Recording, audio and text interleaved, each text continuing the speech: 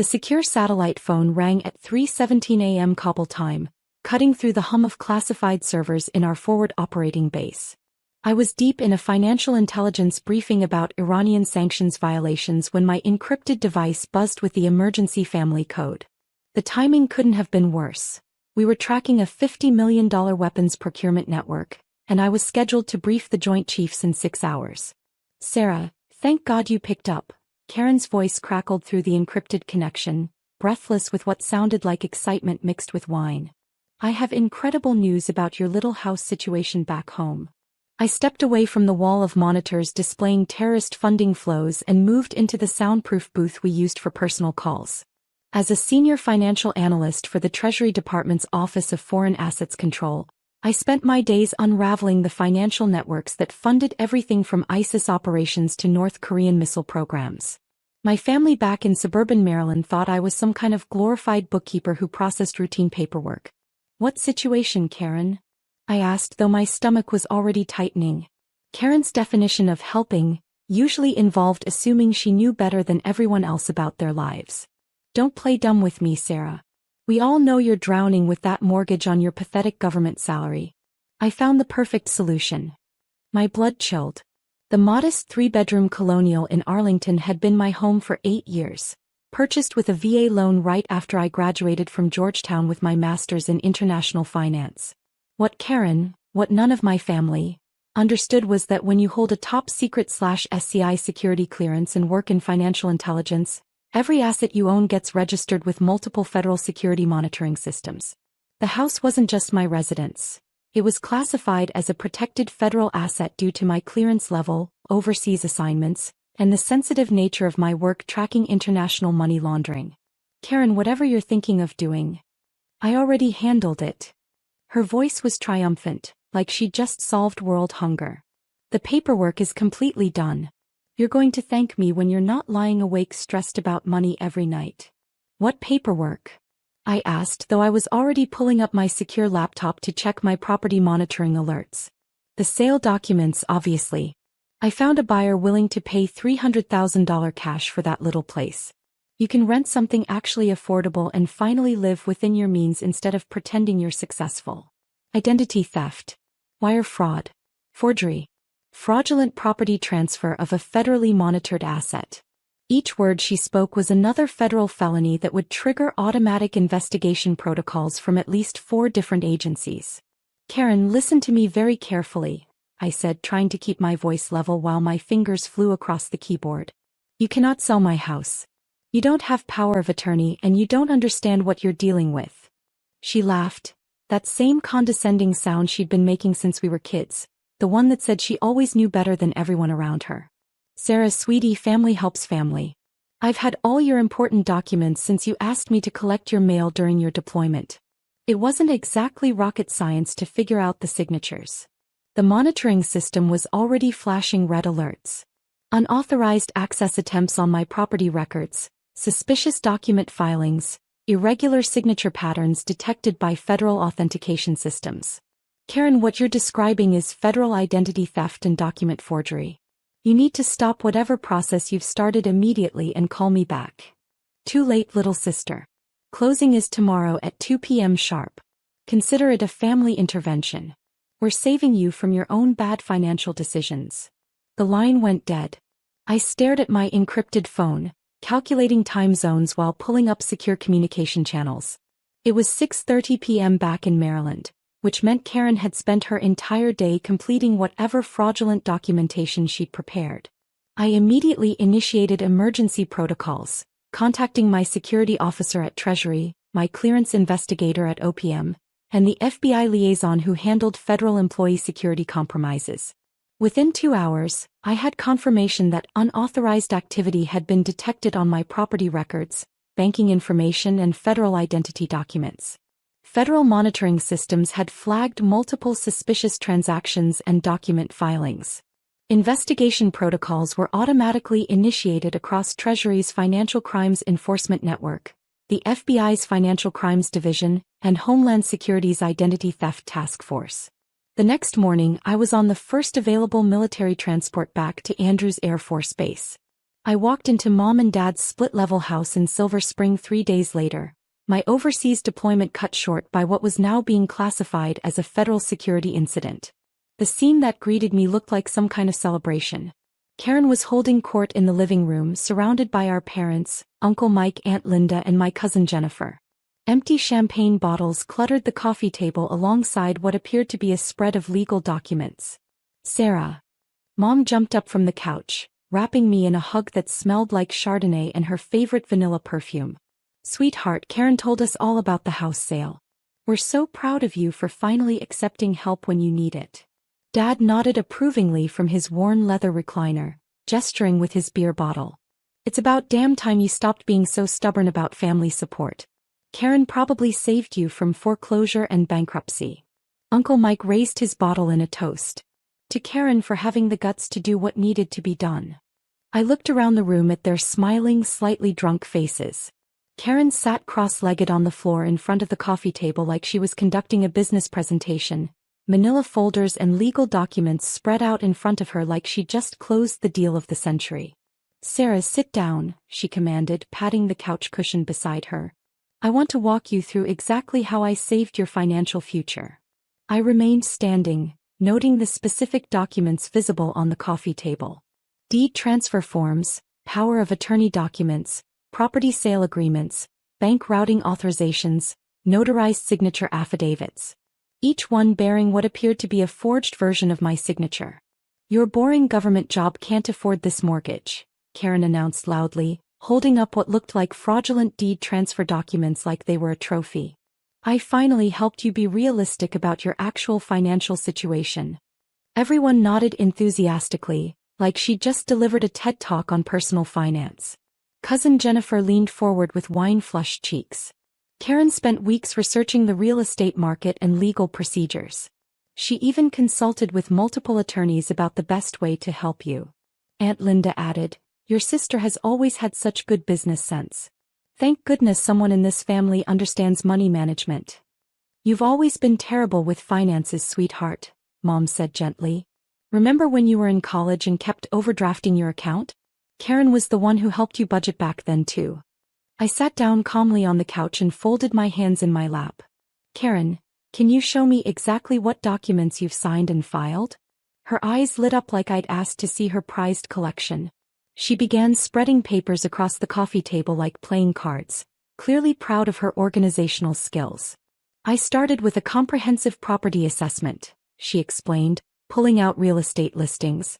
"Your little house was valued at $285,000 to $310,000, so I set the asking price at $300,000 for a quick sale.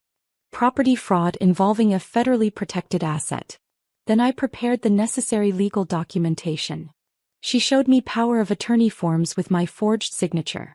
"I had to establish legal authority to act on your behalf since you're always overseas with that job. Federal identity theft and fraudulent power of attorney documentation. I practiced your signature for 3 weeks," she said proudly, pulling out what appeared to be practice sheets with dozens of attempts at replicating my handwriting. "I used samples from birthday cards, Christmas thank you notes, even that lease you signed when you first moved in." The notary didn't question anything. Systematic forgery with premeditation and notary fraud. "The buyers were so grateful for a clean, fast transaction," Karen continued, showing me the purchase agreement. "The Hendersons, retired couple from Delaware. They're paying full asking price, all cash, no financing complications. They're already planning to move in this weekend. Wire fraud involving interstate commerce and conspiracy to commit real estate fraud." Dad leaned forward with interest. "Karen, where exactly is this money going? Sarah's going to need help managing that much cash." Karen's smile grew even wider. "I'm so glad you asked, Dad. I opened a special trust account to protect Sarah from her own spending habits." She showed me bank documents with my forged signature and stolen social security number. "The money will be distributed monthly, $1, $500 for rent, $500 for groceries, $300 for utilities. No more mortgage stress, no more living beyond her means. Federal banking fraud, unauthorized account creation, and ongoing financial identity theft with systematic control mechanisms." Uncle Mike nodded approvingly. "That's smart thinking. Government employees aren't known for their financial intelligence. Mom reached over and squeezed my hand. Karen researched apartments for you too. There's a lovely one-bedroom in Tacoma Park for $1,200 a month. Much more appropriate for your actual salary level. Jennifer pulled out printed apartment listings. We toured 3 different places. The one on Cedar Avenue has a nice kitchenette and shared laundry facilities. Perfect for a single government worker. I checked my secure watch. 2:22 p.m. If Karen was telling the truth about a 2 p.m. closing, the fraudulent transaction had been completed 22 minutes ago. Federal monitoring systems would have detected the unauthorized property transfer immediately and automatically triggered investigation protocols across multiple agencies. My encrypted phone buzzed with a priority message from my Treasury security officer. Flash override. Federal response initiated. Multiple agencies coordinating. Cleanup crew en route to target location. Maintain operational security until contact. I looked up at my celebrating family, who were now passing around the fraudulent documents like they were examining a newborn baby. Karen, I said quietly, I need you to understand something very important about that house. What's to understand? She laughed, shuffling through her paperwork. It was a financial burden you couldn't afford, and now it's not your problem anymore. The house isn't just my personal residence. Karen's smile faltered slightly. What do you mean? It's a regular house in a regular neighborhood. When you work in financial intelligence with a top-secret security clearance, all of your assets are registered with federal monitoring systems. Any unauthorized activity involving those assets triggers automatic investigation protocols. The room got quieter, though Uncle Mike let out a skeptical chuckle. Sarah, you work at some kind of government accounting office, he said. Stop trying to make it sound so important. I pulled out my secure credentials wallet and set it on the coffee table next to Karen's fraudulent documents. My top-secret/SCI clearance card was visible through the clear plastic, along with my Treasury Department badge, diplomatic passport, and NATO security authorization. I'm a GS-14 senior financial analyst for Treasury's Office of Foreign Assets Control, I said calmly. I track international money laundering for terrorist organizations, drug cartels, and sanctions violators. I spent the last 8 months in Afghanistan tracking ISIS funding networks and Iranian weapons procurement operations. Karen picked up my credentials wallet with shaking hands, studying the official seals and security features. These look. She started, then trailed off. Official. Because they are official. And the house you just illegally sold has been under federal security protection monitoring since I received my clearance 8 years ago. Dad's beer bottle paused halfway to his lips. Security protection monitoring? What the hell does that mean? It means any unauthorized transaction involving my property automatically triggers federal investigation protocols from multiple agencies. Wire fraud, identity theft, forgery, fraudulent notarization, banking fraud. Every crime committed in the process gets immediately flagged by federal monitoring systems and referred for prosecution. Mom's wine glass slipped from her hand, shattering on the hardwood floor and sending Chardonnay splashing across the coffee table documents. Crimes, she whispered. Karen was helping you. Karen forged federal documents, committed systematic identity theft against a federal employee, and fraudulently transferred protected federal property. Each of those crimes carries mandatory minimum sentences. Aunt Linda was staring at my credentials like they might bite her. Sarah, please tell me you're exaggerating about your job importance. I make $164,000 a year base salary, plus overseas pay differentials, hazard pay, and security bonuses. Last year my total compensation was $287,000.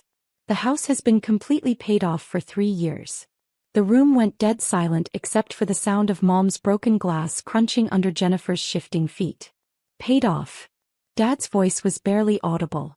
I live modestly for operational security reasons, not financial reasons. Federal employees with my clearance level can't display wealth or live ostentatiously. It creates security vulnerabilities and makes you a target for foreign intelligence services. Karen sank back into her sitting position on the floor, fraudulent documents scattered around her like fallen leaves. But, you always complained about bills when you called home. You drove that beat-up Honda for years. Operational security requires maintaining a low profile and operational cover. The Honda is armored and equipped with federal tracking systems, encrypted communications and emergency beacon technology. Most of my real assets are held in classified trust accounts that can't be disclosed for security reasons. Uncle Mike's face had gone pale. Sarah, please tell me you're joking about federal crimes. I reported the security compromise to my federal security officer 3 days ago when Karen first called me in Afghanistan. Federal monitoring systems flagged the unauthorized activity on my property records yesterday morning. Investigation protocols activated automatically when the fraudulent transaction completed 22 minutes ago. A sharp, authoritative knock echoed from the front door. 3 precise raps, a pause, then 2 more raps, the federal law enforcement identification pattern. Everyone froze like deer in headlights. That's not a social visit, I said quietly, checking my secure phone for confirmation messages. Dad started to get up from his recliner, but I held up my hand. Please let me handle this. Everyone stay exactly where you are and keep your hands visible. I opened the front door to find 4 serious individuals in dark business suits. The lead agent held up her credentials in a black leather wallet. Agent Martinez, FBI Financial Crimes Division, she announced in a clear, professional voice. We're executing federal warrants for Karen Elizabeth Thompson in connection with wire fraud, identity theft, and fraudulent transfer of protected federal property. Behind her stood Agent Chin from Treasury's Criminal Investigation Division, Agent Rodriguez from the U.S. Attorney's Office, and Special Agent Williams from the Secret Service Financial Crimes Task Force. I stepped aside to allow them entry. The subject is in the living room with family members. All fraudulent documentation appears to be present on the coffee table. Agent Martinez stepped into the living room, taking in the scene of scattered documents, broken glass and terrified faces. Which individual is Karen Elizabeth Thompson? Karen had gone completely white, frozen in her sitting position on the floor surrounded by incriminating evidence. I'm Karen, she whispered. Agent Chin was already photographing the documents on the coffee table with an evidence camera. We can see deed transfer forms, power of attorney documents, banking authorizations and property sale agreements, all bearing forged signatures of the protected individual.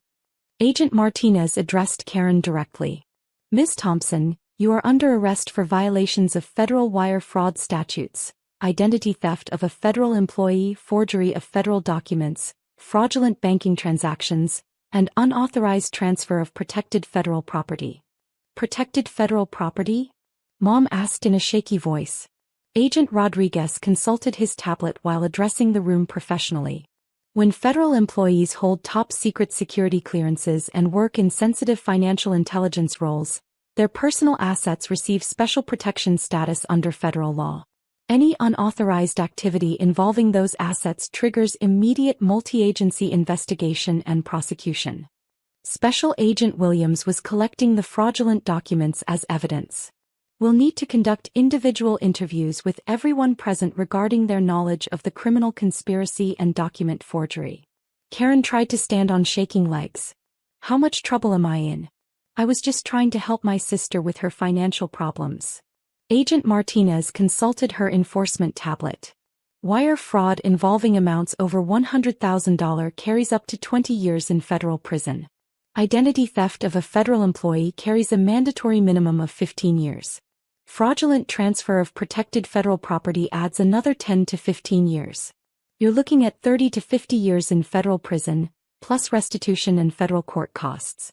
Dad made a choking sound and collapsed back into his recliner. 50 years. Jennifer whispered. Agent Chin continued his documentation process. The Hendersons who purchased the property are also under federal investigation for conspiracy to commit fraud and receiving stolen property.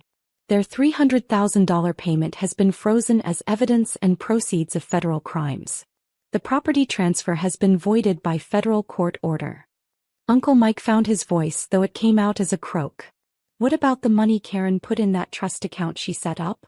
All accounts opened using stolen federal identity credentials have been frozen and seized as evidence, Agent Rodriguez explained. The funds will be held pending federal prosecution and restitution proceedings.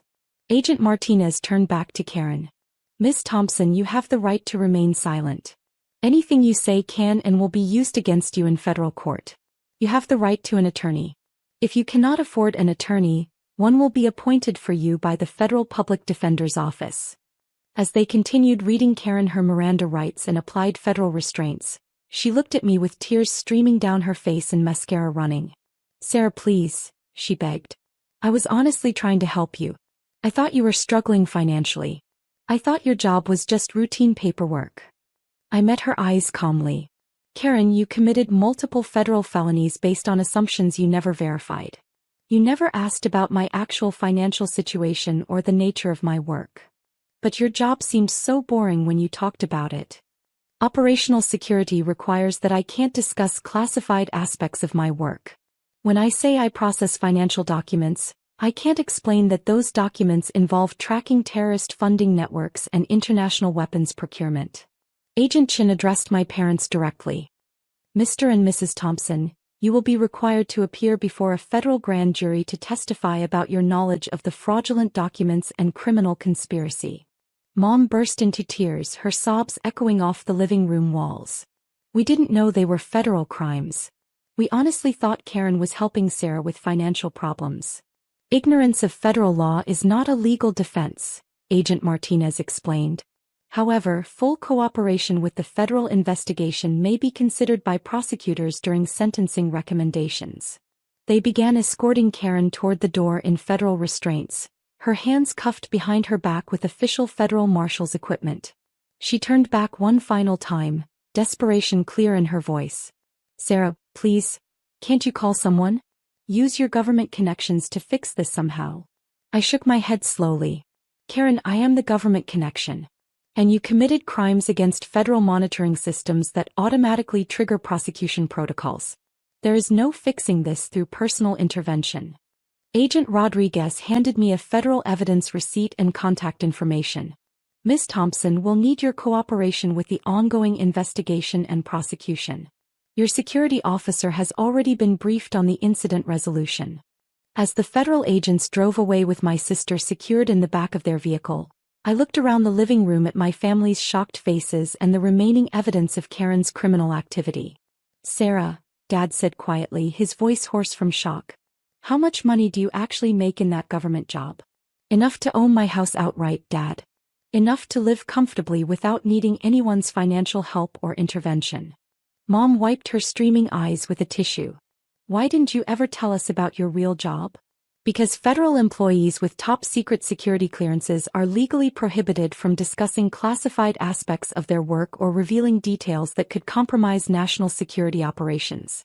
It's actually a federal crime for me to disclose specific information about my position, clearance level, or operational assignments." Aunt Linda was still picking up pieces of broken wine glass with trembling hands. "What happens to Karen now?"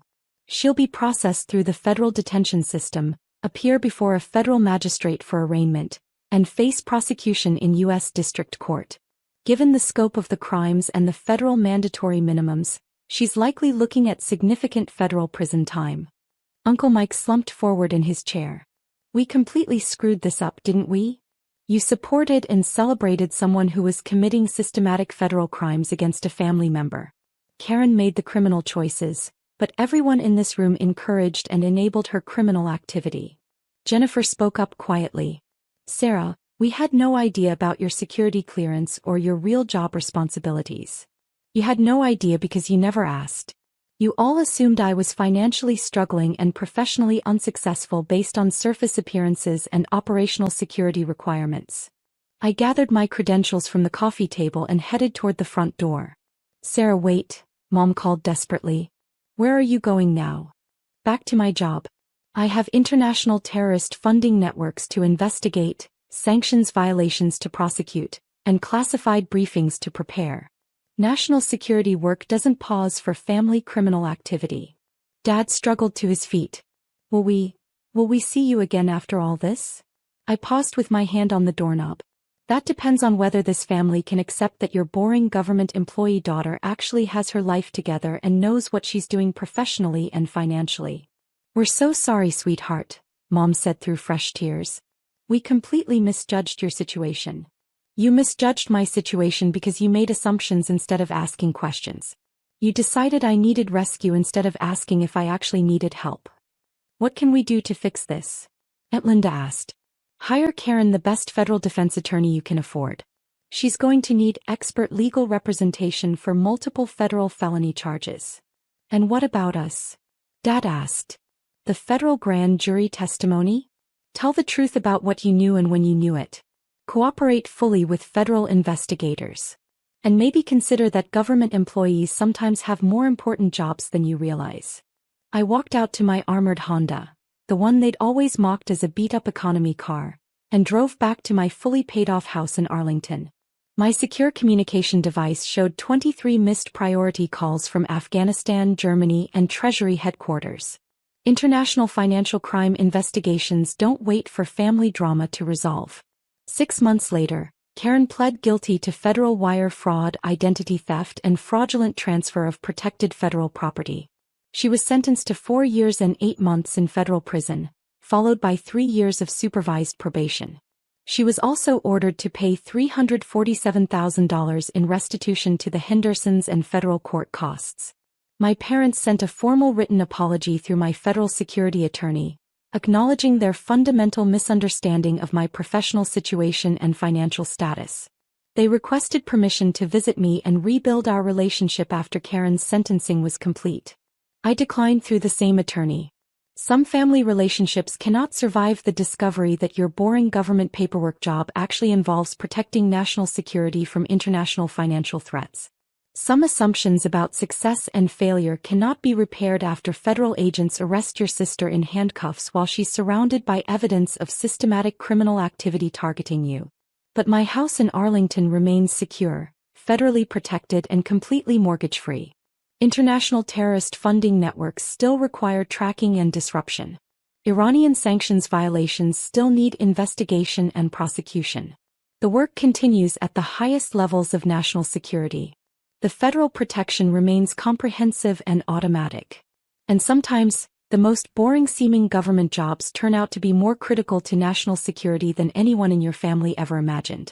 Federal service means something. Federal protection means something. And federal justice, when you commit crimes against both, means serious consequences that family relationships cannot survive. You're out, Sophie. I've removed your name from the credits. The documentary belongs to me now. Marcus's voice crackled through my phone as I stood in the elegant lobby of the Sundance Film Festival. I gripped my phone tighter, watching fellow filmmakers mill about, completely unaware of the bomb that had just been dropped on my career. You can't do that, I said, keeping my voice steady despite the rage building inside me. I spent 3 years of my life on this project. Half of that footage is mine. Marcus laughed, the same arrogant laugh I'd grown to hate over the past few months. Check your contract again, sweetheart. As the production company owner, I have final say over credits and ownership. You were just a contractor. I closed my eyes, remembering all the nights I'd spent in remote villages, documenting the disappearing indigenous art forms that formed the heart of our documentary. Marcus had barely left his comfortable office in New York, yet here he was, trying to erase my contributions entirely. Why? I asked, though I already knew the answer. The documentary was already generating buzz. Early reviews were glowing. Prize money and prestige were on the line. Let's be honest, Sophie. You don't have the connections to take this film where it needs to go. I do. Consider this a business decision. The line went dead. I stood there, surrounded by the excited chatter of other filmmakers, feeling like I'd been punched in the gut. But beneath the shock and anger, a small smile crept onto my face. Marcus had made one critical mistake. My name is Sophie Chen, and at 32, I'd spent my entire adult life behind a camera, documenting stories that others overlooked. This documentary about vanishing indigenous art forms had been my passion project, one I pitched to Marcus's production company 3 years ago. He'd seen the potential for awards and funded it, but the heart and soul of the project, that was all me. What Marcus didn't know was that I still had all the original footage. Every interview, every sacred ceremony we'd been allowed to film, every raw, unedited moment was safely stored in multiple locations, including footage that would absolutely destroy his reputation if it ever got out. I made my way to my hotel room, my mind racing with possibilities. The festival screening was in 3 days. Marcus would be premiering his version of our documentary. likely edited to minimize my visible presence and contributions. But he had no idea what I had planned. Sitting at the desk in my hotel room, I opened my laptop and pulled up a folder labeled Insurance. Inside were clips I kept separate from the main documentary footage. There was Marcus, drunk at a sacred ceremony, making inappropriate comments about the tribal elders. Marcus demanding that we stage scenes for more dramatic effect, even when it meant misrepresenting cultural practices. And most damaging of all, Marcus admitting on camera that he had no real interest in preserving indigenous art. He just wanted something exotic to make his name in the documentary world. I kept these clips not out of malice, but because something in my gut had told me to be careful. After 15 years in documentary filmmaking, I learned to trust those instincts. My phone buzzed with a text from Amar, my sound engineer and longtime friend. Just heard what Marcus did. That snake. What's the plan? I smiled, remembering how Amar had been there through every step of filming, witnessing Marcus's gradual transformation from enthusiastic producer to controlling egomaniac. Remember that backup drive we made? I texted back. Time to use it. The one with all his beautiful moments? Amar replied. Oh, this is going to be good. I spent the next hour making calls to contacts I'd made during filming, the indigenous artists, community leaders, and local guides who had shared their stories with us. Many had become friends, trusting me with ceremonies and traditions rarely shown to outsiders. They were as much a part of this film as I was, and they deserved to know what was happening. To my surprise, they weren't just supportive. They were ready to help. We trusted you, Sophie, not him, said Maria, an elderly weaver we'd filmed in Peru. Our stories are sacred. They shouldn't be used for one man's glory. By midnight, I had a plan forming. Marcus thought he could erase me from the project, but he'd forgotten something crucial. In documentary filmmaking, authenticity is everything. And I had proof that his version of the film was anything but authentic. I was about to show Marcus exactly why you don't betray someone who carries a camera everywhere. As I lay in bed that night, I thought about the moment 3 years ago when I first pitched this project to Marcus. He'd seemed so different then, passionate, supportive, eager to help tell these important stories. Or maybe I'd just seen what I wanted to see. Either way, in 3 days he would learn that some stories can't be controlled or contained. They belong to the people who lived them, who shared them, who captured them through a lens with respect and care. And I was going to make sure those stories were told the right way, no matter what it cost me. My phone buzzed one last time. A message from Marcus. I expect you to handle this professionally. Don't make a scene at the festival. I smiled at the screen, thinking of the footage safely backed up in 3 different locations. Don't worry, I typed back. I'll let the film speak for itself. Tomorrow would be interesting. Very interesting indeed. The next morning, I met Amar in a small cafe near the festival venue. He arrived with his laptop and a determined look in his eyes. I've edited together a 10-minute compilation of Marcus's finest moments, he said, sliding into the booth. Want to see? I nodded, and he turned the laptop toward me. The footage was devastating. There was Marcus ordering local artists to speed up their traditional crafting processes for better television. Marcus mocking sacred ceremonies when he thought the cameras were off. Marcus bragging about how he would fix it in post to make the story more marketable. This is perfect, I said, closing the laptop. But we need to be strategic about how we use it. Just then, my phone lit up with notifications. Marcus had just posted on social media, promoting the documentary's premiere. The post included beautiful stills from my footage, with a long self-congratulatory caption about his vision and 3 years of dedication to showcasing indigenous cultures. The irony would have been funny if it wasn't so infuriating. He's using your shots, Amar growled, looking at his own phone. The ones you took while he was sitting in his hotel room complaining about the heat. I took a sip of my coffee, letting the warm liquid calm my nerves. Let him. He's just making this easier for us. We spent the next few hours preparing our counter move. I reached out to several journalists who covered the independent film scene, particularly those known for their integrity and interest in ethical filmmaking. I have a story about the real making of vanishing arts, I wrote, including footage that never made it to the final cut. By afternoon, 3 major industry publications had expressed interest, but the response that really caught my attention came from Diana Torres, a respected documentary filmmaker who also sat on the festival's ethics committee. "This is serious," she wrote after I sent her some sample clips. "The festival needs to know about this before the premiere. Can you meet today?" I met Diana at her hotel suite, where she watched the footage with growing concern. "This isn't just about credit theft," she said finally. "This is about the exploitation of indigenous communities and misrepresentation of their cultures. The festival takes these issues very seriously." As if on cue, my phone buzzed with another message from Marcus. "Heard you've been talking to people at the festival. Remember your NDA. One wrong move and I'll bury you in legal fees." I showed the message to Diana, who scoffed. "NDAs don't cover ethical violations. He should know that." We spent the next 2 hours going through my documentation, agreements with the indigenous communities, original shooting schedules showing I had been on location while Marcus stayed behind, and most importantly, the unedited footage showing how those communities had trusted me, not him, with their stories. "The premiere is tomorrow night," Diana said, checking her calendar. "I'm calling an emergency meeting of the ethics committee for this evening. Will you testify?" I thought about everything I had to lose: future contracts, industry connections, my reputation if Marcus somehow spun this against me. Then I thought about Maria, the weaver in Peru, and all the others who had shared their sacred traditions with us, trusting us to tell their stories with respect. "Yes," I said, "I'll testify."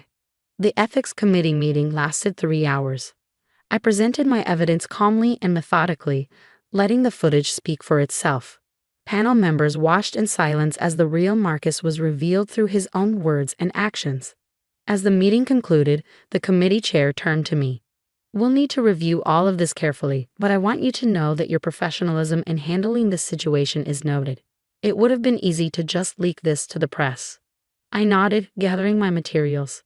These stories are too important for that. They deserve better than scandal headlines. Walking back to my hotel that night, I felt lighter somehow. Whatever happened next, I had stood up for what was right. My phone buzzed again. "Marcus, of course." "You've made a big mistake," his message read. "No one will work with you after this. I'll make sure of it."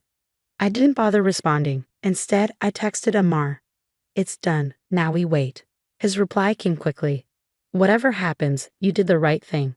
Want to get a drink? Looks like we both could use one." I smiled, grateful not for the first time for friends like Amar who stood by me even when everything was falling apart. "Meet you in 10, I replied. Tomorrow would bring either vindication or professional suicide. But tonight, I would raise a glass to staying true to myself and the stories I had promised to tell. The morning of the premiere, I woke up to an email from the festival's ethics committee.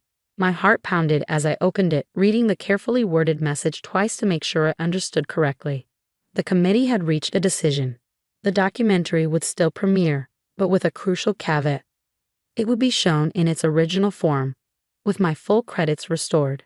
Additionally, Marcus's production company would be placed under review for ethical violations. I barely had time to process this when my phone rang. It was Maria, the weaver from Peru. "Sophie, the whole village is watching a live stream of the festival tonight. We're proud of you for standing up for our stories." Her words brought tears to my eyes. This was what mattered, not the awards, not the recognition, but the trust these communities had placed in me.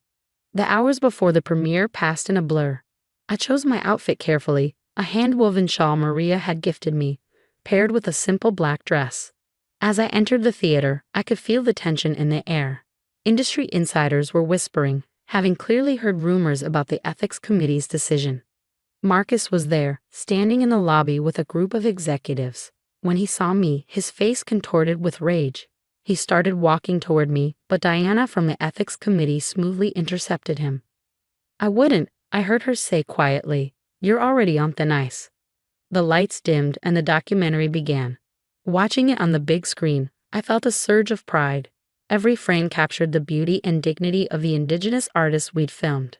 Their stories shone through exactly as they should. When the credits rolled, my name was there, directed by Sophie Chen and Marcus Reynolds. The audience erupted in applause, but it wasn't over yet. The festival director stepped onto the stage. "We have a special announcement," she began. "This film has been selected for our special jury prize for cultural documentation. However, in light of recent developments, the award will be presented solely to Sophie Chen, in recognition of her commitment to ethical filmmaking and cultural preservation. The applause grew louder. I made my way to the stage, feeling slightly dizzy. As I accepted the award, I saw Marcus storming out of the theater, his face red with fury. "I'd like to dedicate this award to the incredible artists who shared their stories with us," I said into the microphone. "Their trust and friendship taught me that true documentary filmmaking isn't about glory or awards, it's about honoring the truth of people's lives." After the ceremony, I was surrounded by well-wishers and industry contacts. Several offered me directing opportunities for new projects. But the most meaningful moment came when I checked my phone and found a flood of messages from the communities we filmed, celebrating the victory. Later that night, at the festival's closing party, Amar found me on the terrace. "Have you heard?" he asked, grinning. "Marcus's company is facing a full investigation.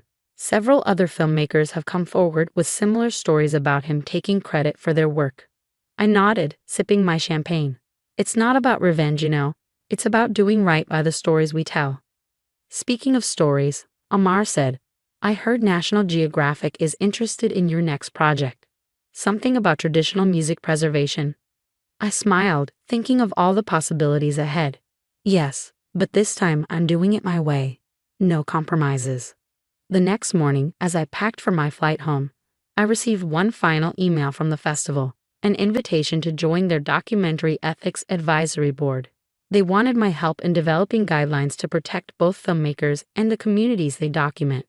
My phone buzzed with a text from Marcus. "You've ruined me. I hope you're happy." I didn't bother responding. Instead, I opened my laptop and began writing a treatment for my next documentary. This time, my name would be there from the start, along with a promise to all the people who would trust me with their stories.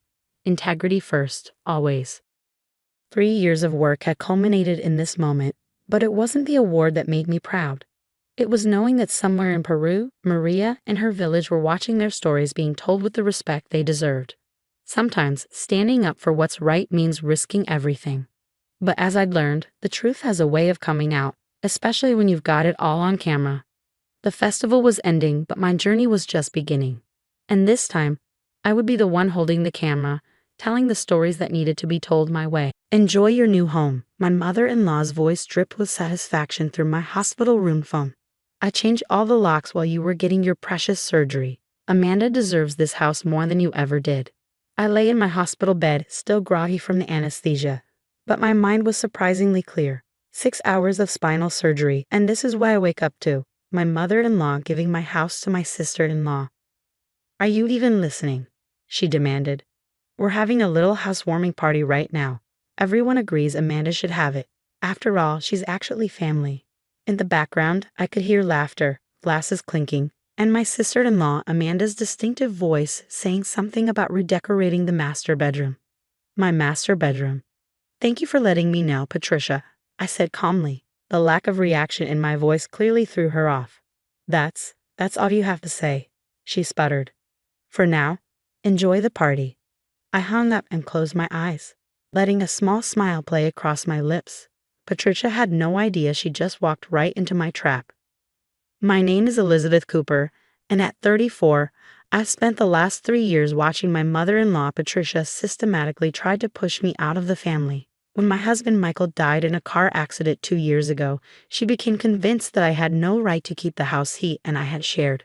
The fact that I'd helped pay for it, renovated it, and turned it into a home meant nothing to her.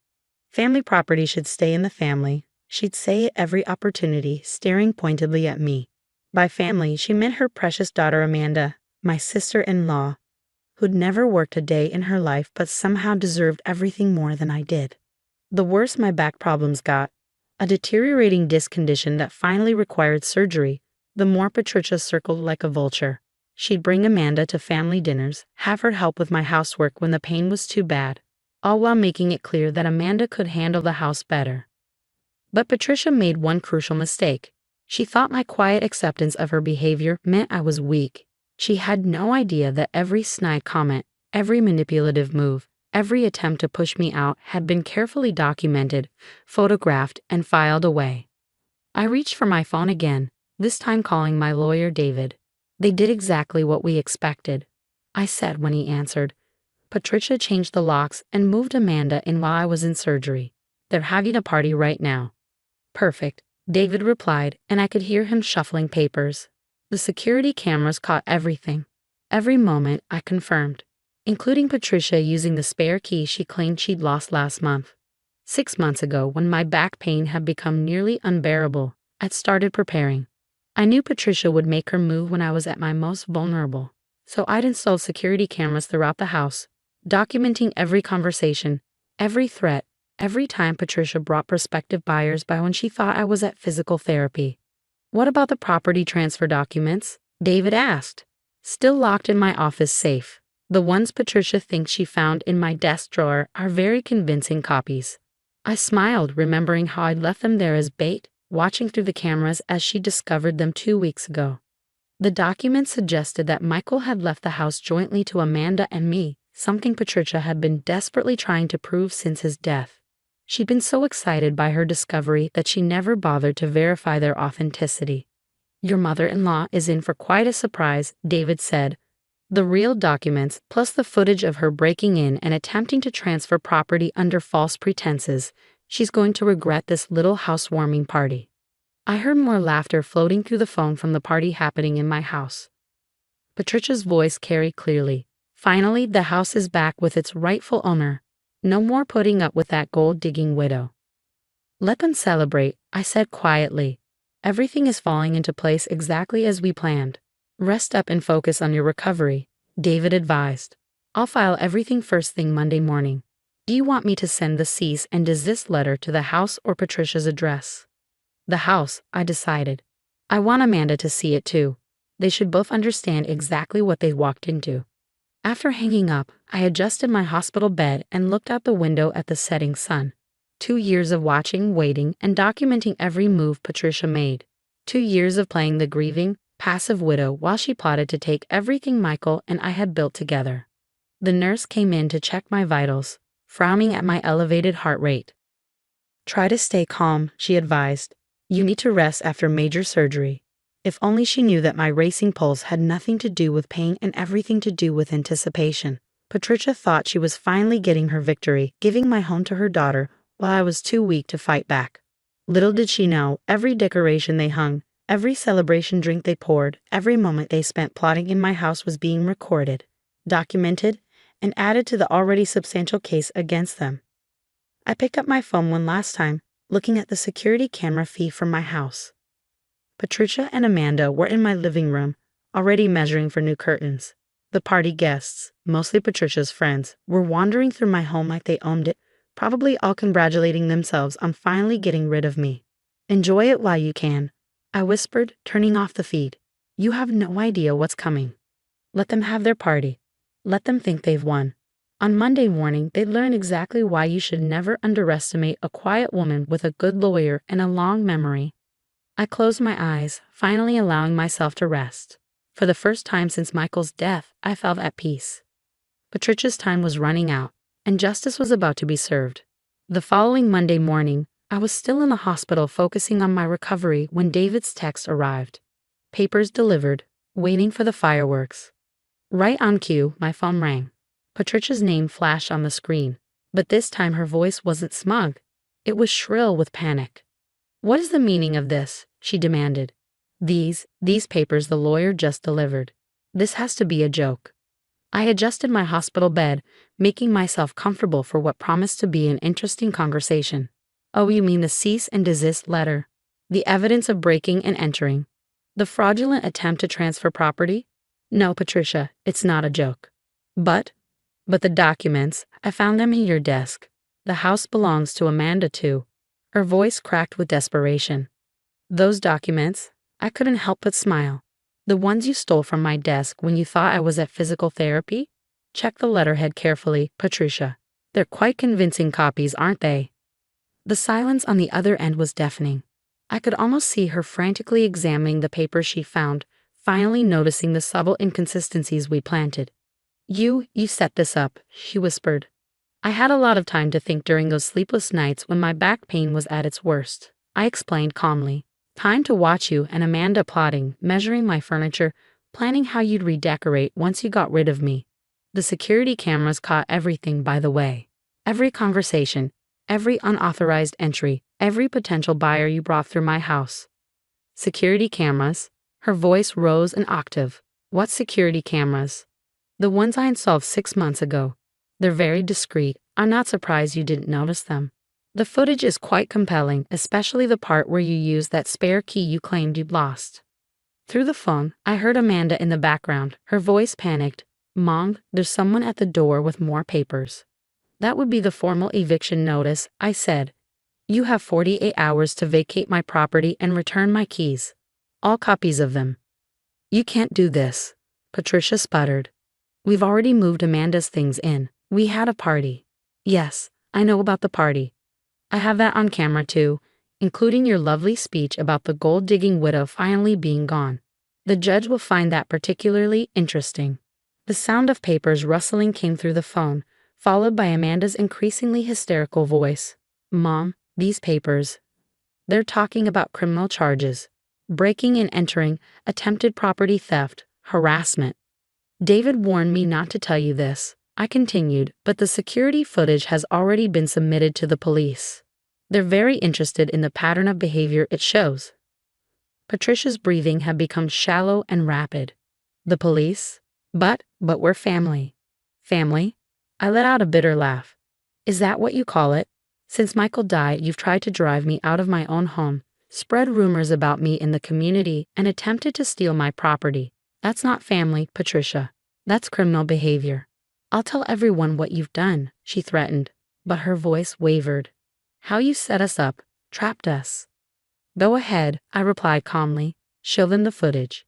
Let them watch you breaking into my house, mocking me while I was in surgery, celebrating taking advantage of someone who was physically vulnerable. I'm sure they'll be very sympathetic.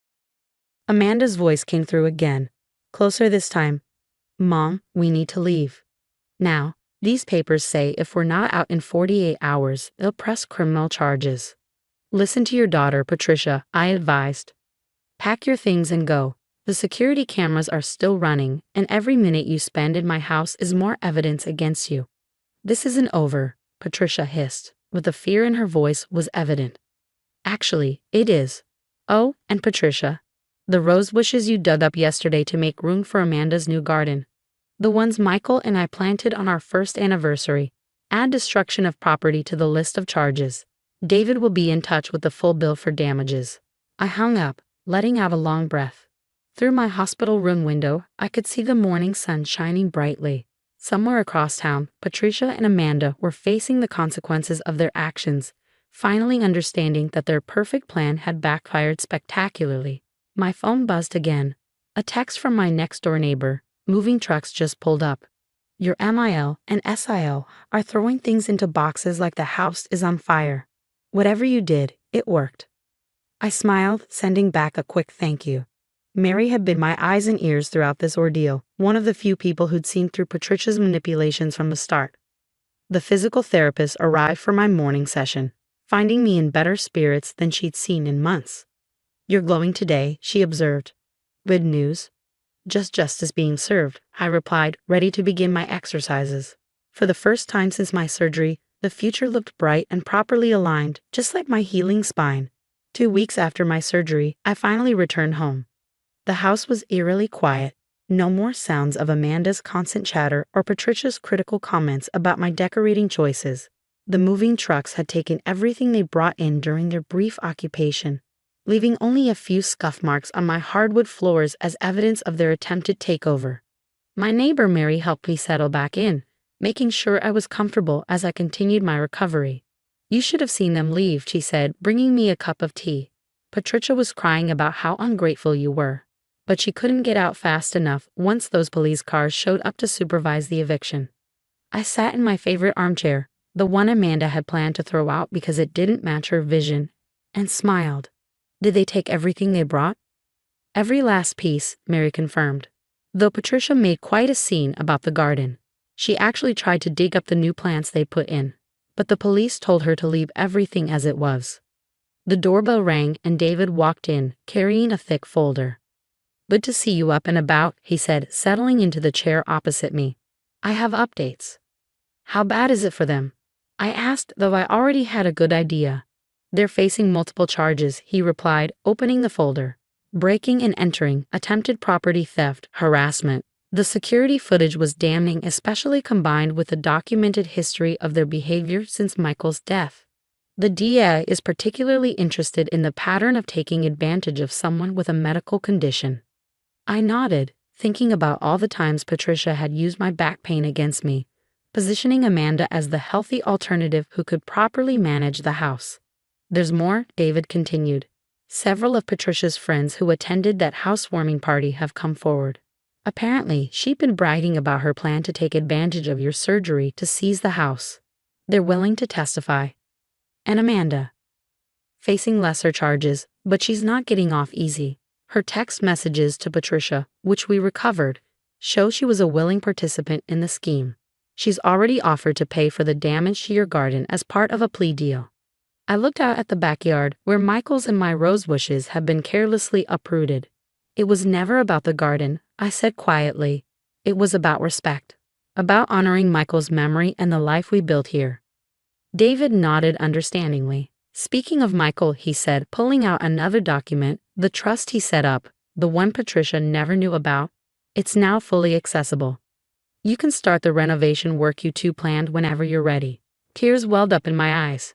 Michael and I had dreamed of adding a sunroom, creating a space where we could watch the sunset together. After his death, I put those plans aside, too focused on defending our home from his family's schemes. Patricia and Amanda are prohibited from contacting you, David continued. The restraining order is in effect. They can't come within 500 feet of the property. Later that evening, after David left, I sat in the backyard watching the sunset.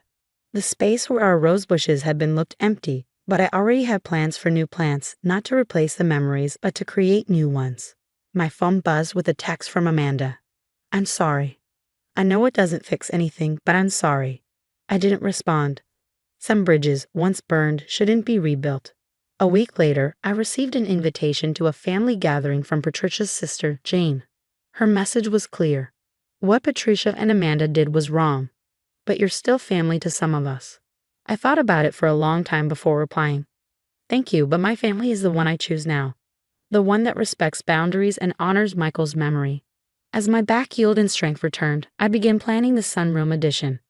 The contractor started work in the spring, and by summer, I had the perfect space to watch the sunset, surrounded by new rose bushes and the memories of the life Michael and I had shared. Patricia and Amanda eventually moved to another state, their reputation in our community thoroughly destroyed.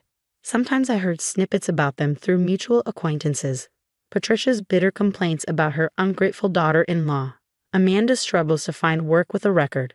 But their stories weren't mine anymore. I had reclaimed not just my house, but my peace. The security cameras stayed up, not out of fear, but as a reminder that sometimes the quietest person in the room is the one you should watch out for. On what would have been Michael's and my anniversary, I sat in our new sunroom, surrounded by blooming roses and the warm glow of sunset. You would have loved this view, I whispered to his memory, and you would have been proud of me for fighting back. The house was quiet again, but this time it was a peaceful quiet. The kind that comes with knowing you've stood your ground and won, not just the battle for your home, but for your dignity and self-respect.